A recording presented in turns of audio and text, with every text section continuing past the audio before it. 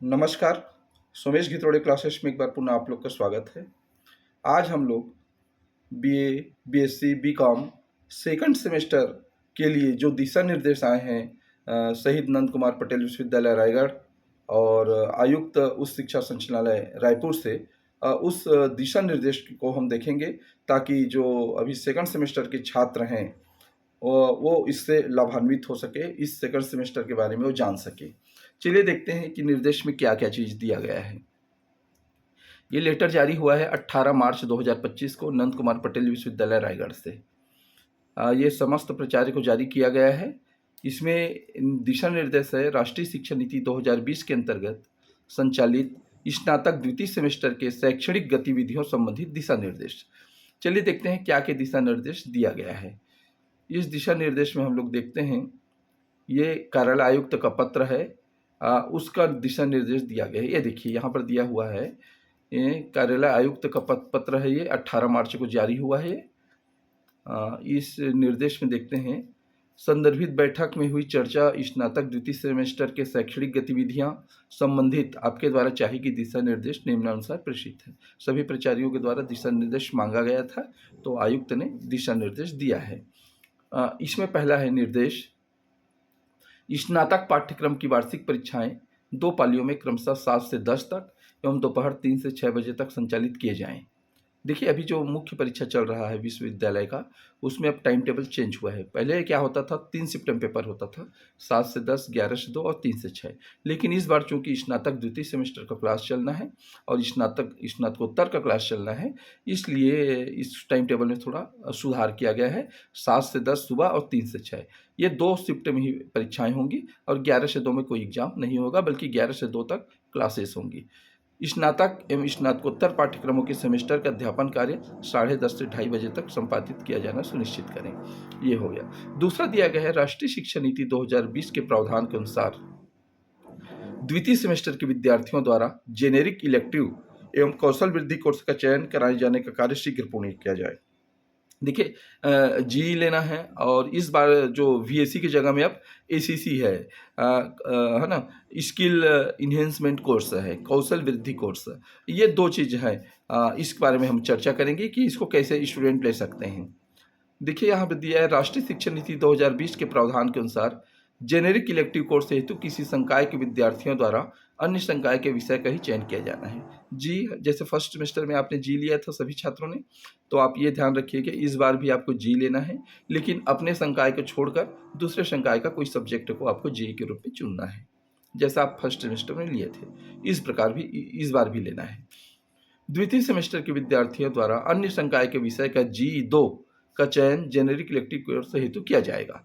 संकायवार generic elective course की सूची विनिमय के परिशिष्ट 5 तालिका 2 में, ये पहले से आपको पता है कि जी में कौन कौन सा है। ये चीज फर्स्ट सेमेस्टर में भी आपको जी की सूची दी गई थी, तो उसी जी की सूची में से आपको जी2 करके एक लेना है। विद्यार्थियों द्वारा जेनेरिक इलेक्टिव कोर्स हेतु प्रथम सेमेस्टर में चयन किया गया विषय का जी2 या संस्था में उपलब्ध अन्य कोई विषय का जी2 कोर्स का चयन किया जा सकता है। अब यहाँ पर देखिए, कंडीशन रखा गया है विद्यार्थियों के लिए, यदि आप पहले सेमेस्टर में कोई विषय जी के रूप में लिए हैं तो आप उसी को कंटिन्यू कर सकते हैं, या फिर कोई अन्य जी के रूप में आप ले सकते हैं। ये स्टूडेंट के ऊपर छोड़ दिया गया है कि वो जी के रूप में क्या लेना चाहेंगे। यदि फर्स्ट सेमेस्टर का जी ही वो कंटिन्यू करना चाहते हैं तो कर सकते हैं, लेकिन आगे यदि वो बदलना चाहते हैं इस सेमेस्टर में जी के रूप में दूसरा, तो वो ले सकते हैं। अगला है कुल एसीसी के रूप में हम देखते हैं कौशल वृद्धि कोर्स को। कुल 41 कौशल वृद्धि कोर्स की सूची दिया गया है इसमें। इस सूची को मैं भी बताऊंगा आपको, जिससे कि महाविद्यालय में उपलब्ध भौतिक और मानव संसाधनों के आधार पर कौशल वृद्धि कोर्स की महाविद्यालय सूची तैयार कर विद्यार्थियों को चयन करने उपलब्ध कराया जाए। अब एसीसी का हमको उनको देना है कि कौशल वृद्धि कोर्स से जो दिया गया है उसमें से आपको क्या क्या लेना है। तो इसको मैं थोड़ा सा आपको दिखाना चाहता हूँ कि कौशल वृद्धि कोर्स में इस बार क्या क्या चीज़ें हैं। देखिए, मैं बताता हूँ आपको, कौशल वृद्धि कोर्स में है ये आपका ये है कौशल वृद्धि कोर्स में आपका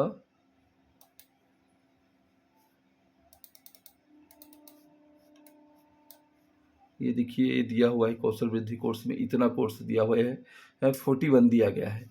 इन 41 में से है ना पूल ऑफ इन्हेंसमेंट कोर्स करके ये दिया गया है। इसको आप इन्हीं में से आपको लेना है ना, जितना आप ये लिया गया है। लेकिन इसमें एक कंडीशन दिया गया है कि जो यहाँ पर आपके पास उपलब्ध है उसी में से आपको लेना है।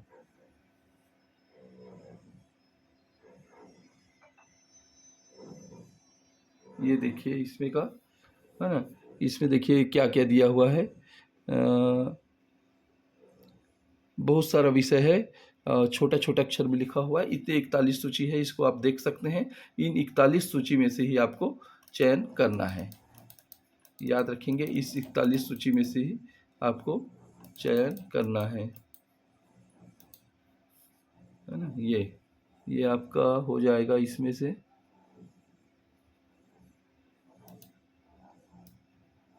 ये देखिए आपको बताता हूँ, मैं थोड़ा सा बड़ा किया हूँ इसको।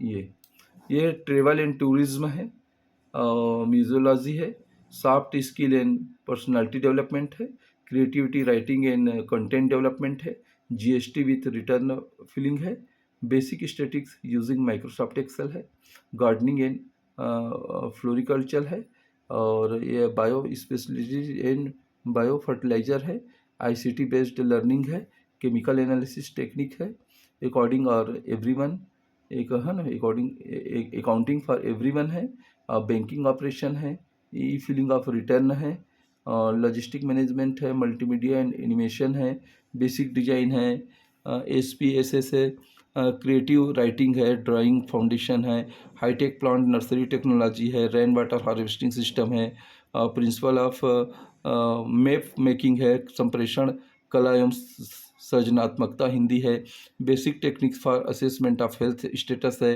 आर्ट ऑफ इंटरप्राइजिंग है, असेसमेंट ऑफ साइकोलॉजी है, और बेकरी एंड क्वालिटी ये है ना। ये इसके बाद ये देखिए आर्ट ऑफ इंटरप्राइजिंग है, सरफेस ऑर्नामेंटेशन है, वाटर रिमेडिएशन एंड कंजर्वेशन है, MS ऑफिस है, content management and web development है, पाइथन है, इंट्रोडक्शन टू लेटेक्स है, literature review and reference management है, मशरूम कल्टीवेशन है, नाट शिल्प है, और आपका हेल्थ एडमिनिस्ट्रेशन है, बेसिक इलेक्ट्रिकल स्किल है, और citizenship duties and e governance है, और इसके बाद आपका एथिक्स है, पॉलिटिक्स है, and skill in social research है, और वर्मी कल्चर है। ये देखिए, ये इतना सारा आपको 41 में से द्वितीय सेमेस्टर के लिए ACC का सूची है, इसी में से आपको प्राप्त करना है। चलिए अब सेकंड हम लोग देखते हैं जिसको हम पढ़ रहे थे अभी। यहाँ पर ये देखिए, यहाँ पर ये जो विद्यार्थियों को चयन किया जाए, इसमें दिया गया है। देखिए कौशल वृद्धि कोर्स की सूची का ही में से ही चयन किया जाना है। इसके करिकुलम विभिन्न संबंधित विषयों के करिकुलम में सम्मिलित है। ये बताया गया है, इसका जो पाठ्यक्रम है, जो अन्य विषय हैं उसके की पाठ्यक्रम के अंतर्गत का एक पार्ट है वो। कौशल वृद्धि कोर्स का उस करिकुलम का उपयोग नहीं किया जाना है जो विषयों के करिकुलम में यदि उपलब्ध हैं, परंतु कौशल वृद्धि कोर्स इसमें सूची में शामिल नहीं किया गया है। देखिए कौशल वृद्धि कोर्स हमको केवल कौशल वृद्धि कोर्स का जो सूची है, जो 41 का सूची है, उसी में से हमको देना है। ये है इसका। इसमें कुछ त्रुटि वगैरह हो गई थी, लिपिक की त्रुटि कोर्स के करिकुलम में, उसको बताया गया है कि इसको देख लेंगे। त्रुटि है इस प्रकार से है, ग्रीन केमिस्ट्री का उपयोग किया जाए, जो कि ये दिया गया है, और इसमें citizenship duties and e governance है ना, पूल ऑफ ACC इस प्रकार से प्रथम पंचम सेमेस्टर के मान्य है। ये पूल ऑफ ACC द्वितीय चतुर्थ पंचम सेमेस्टर मान्य है। किसी विद्यार्थी का किसी कोर्स चयन उक्त किसी सेमेस्टर में किया जाता है, परंतु किसी कोर्स का चयन 2 बार नहीं किया जा सकता है। ये चीज़ है सेमेस्टर, ये इतना पढ़ा जाए, इस प्रकार की ये सूची थोड़ा सा त्रुटिपूर्ण था, उसको बताया गया है। अब यहाँ पर ये देखिए, यहाँ पर यह है कि समस्त महाविद्यालयों में उपरोक्त अनुसार सूचना प्रेषित करते हुए महाविद्यालयों से विद्यार्थियों द्वारा चयन किए गए जेनेरिक इलेक्टिव एवं कौशल वृद्धि कोर्स की सूची 25 मार्च तक प्राप्त करना सूचित करें। मतलब बच्चों से हमको 25 तक ये सूची प्राप्त कर लेना है कि आप जी के रूप में क्या लेंगे और ACC के रूप में आप क्या लेंगे, 25 तक कर लेना है। अब कुछ कैलेंडर देख लीजिए। उच्च शिक्षा विभाग छत्तीसगढ़ शासन द्वारा द्वितीय सेमेस्टर हेतु शैक्षणिक कैलेंडर शीघ्र प्रेषित किया जाना है। तो ये प्रस्तावित कार्यक्रम है, इस प्रकार से है। देखते हैं कार्यक्रम में क्या क्या दिया है। देखिए गतिविधियां हैं नियमित विद्यार्थी और स्वाध्यायी क्या है। सतत आंतरिक मूल्यांकन के अंतर्गत विद्यार्थियों के असाइनमेंट का आवंटन करना है 30 मार्च तक रेगुलर को और प्राइवेट को 10 अप्रैल तक। सतत आंतरिक मूल्यांकन के अंतर्गत प्रथम टेस्ट या क्विज होना है 2, 3, 4, 5 अप्रैल को और स्वाध्याय के लिए 20 अप्रैल तक होना है। सतत आंतरिक मूल्यांकन के अंतर्गत दूसरा टेस्ट होना है 1, 2, 3 और 5 मई को और प्राइवेट वालों के लिए 10 मई तक।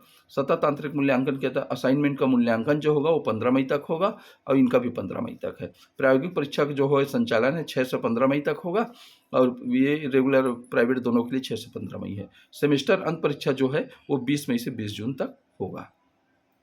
तो ये टाइम टेबल आप बिल्कुल देख लीजिए कि इसी के रूप आपका सेमेस्टर चलेगा, है ना। ये हो गया। अब इसके पश्चात एक चीज और बताना चाहूंगा आपको। ये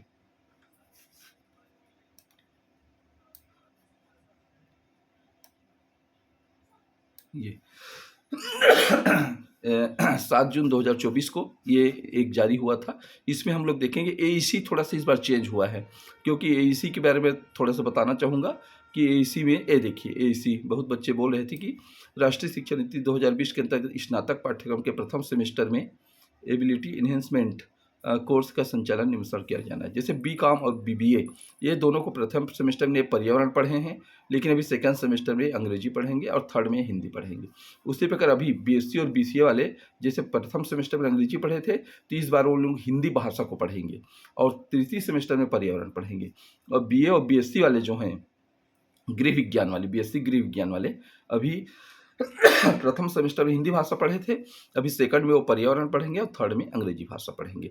तो ये चीज़ भी आप याद रखेंगे कि आपका एईसी क्या क्या है, एबिलिटी इन्हेंसमेंट कोर्स। तो इसके बारे में थोड़ा सा ये बताना था। और ये जो पुराना है ये तो सब पहले से मैं बता चुका हूँ इसको, ये सब है। तो इस प्रकार ये जो सेकंड सेमेस्टर के छात्र हैं थोड़ा सा एक्टिव हो जाइए आप लोग, क्योंकि जस्ट अगले महीने आपका इंटरनल एग्जाम होने जा रहा है और जल्दी से जल्दी जी के रूप में और एसीसी के रूप में आप जो कोर्स का चयन करना चाहते हैं अपने प्रोफेसर से मिलिए आप लोग और अपनी इच्छा के अनुसार चॉइस के अनुसार सब्जेक्ट चुनिए। क्योंकि इसमें बाध्यता है कि यदि महाविद्यालय में जो कोर्स संचालित किए जा रहे हैं उसी को आप दे सकते हैं। ठीक है, तो प्यारे बच्चों बेस्ट ऑफ लक आप लोग को। अगले वीडियो में आपसे फिर मिलेंगे। Thank you.